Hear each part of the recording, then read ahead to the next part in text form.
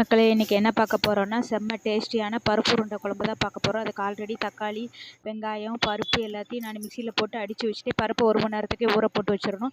பருப்போட சின்ன வெங்காயம், கருவேப்பிலை, ஜீரகம் எல்லாம் போட்டு அதை உருண்டை பிடிச்சி அதை வந்து ஒரு இட்லி கொப்புற மணி இதில் எண்ணெய் தடவி வேக வச்சு எடுத்துக்கணும். ஒரு 5 நிமிஷம் வேக வச்சு எடுத்துகிட்டு, எப்பவும் போல் நம்ம புளி குழம்புக்கு வந்துட்டு குழம்பு கூட்டி வைக்கிற மணி அடைச்சிட்டில் எண்ணெய் ஊற்றி கடுகு போட்டு, வெந்தயம் போட்டு, பெருஞ்சீரகம் போட்டு நல்லா வதக்கி, வெங்காயம், தக்காளி எல்லாம் போட்டு நல்லா வதக்கிட்டு, அதோட எப்பவும் போல் நம்ம வீட்டில் இருக்கிற குழம்பு மிளகாய் பொடி, மஞ்சள் பொடி, வத்தப்பொடி போட்டு நல்லா தண்ணி தேவையான அளவு போட்டு உப்பு போட்டு ஒரு 1/4 மணி நேரம் நல்லா கொதிக்க விட்டு மசால் வடை போகுதடி கொதிக்க விட்ட பிறகு நம்ம உருண்டை பிடிச்சி வச்சு அவிச்சு வச்சுருந்த பருப்பு உருண்டையை எடுத்து குழம்புக்குள்ளே போட்டு நல்லா வத்துற அளவுக்கு ஒரு ஸ்டேஜ் அமர்த்தினா பருப்பு உருண்டை குழம்பு ரெடி மக்களே.